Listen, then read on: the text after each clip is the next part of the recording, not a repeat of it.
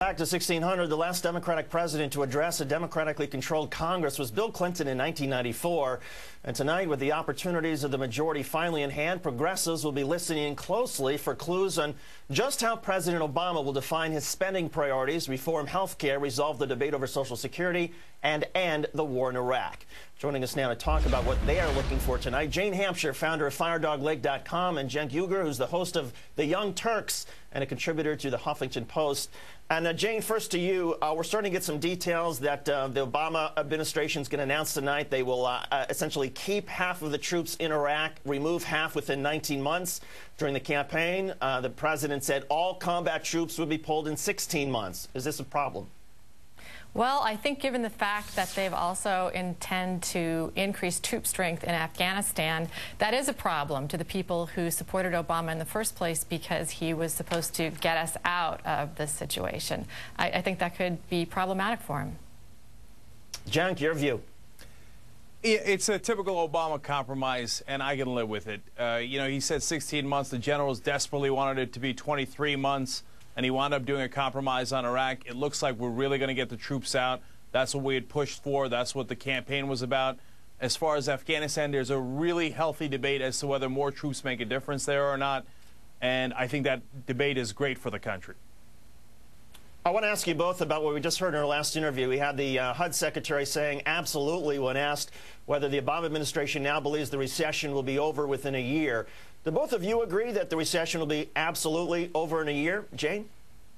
Boy, I have a hard time believing that, but I do understand that one of the big tasks before Obama tonight is to inspire confidence on the part of the American people that they're equal to the task of addressing the problems that are in front of us and to make them, you know, have hope for the future.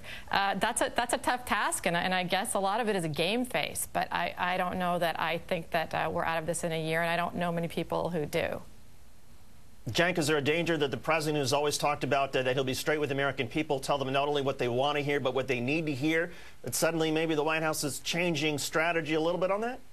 Well, there's that danger. There's also a political danger. If you don't get it done by 2010 and the elections roll around, they're going to say, hey, look, you told us absolutely on David Shuster's program that we were going to be out by 2009. It's a tough balance to strike because you've got to be hopeful. President Bill Clinton told Barack Obama about that earlier, and he was right, and you want to inspire confidence in the markets and in the economy overall, but at the same time, you don't want to set expectations too high. So if I was them, I would notch it down just a little bit. Cenk, what specifically, in terms of specific policy details, are you going to be looking for tonight? Well, it's time. I'm sorry, was that to Jane? No, Cenk, you go first, and then Jane. Oh, okay. Well, look, it's time to get things done. We got this election for change. Obama is enormously popular right now. 68% approval rating, 75% saying that he's going to make the right policy decisions to make the country better in the next 4 years. It's time to get her done. So let's get to our proposals. The problem is, just to finish the thought, the problem is that a lot of times the Republicans leave a mess, and Bill Clinton spent a lot of time cleaning that up. Obama spent a lot of time cleaning that up. We got to get to health care. We got to get to energy. And I believe cutting spending as well, especially defense spending. And his proposal to bring in Ashton Carter to be the chief weapons buyer at the Pentagon is an excellent sign.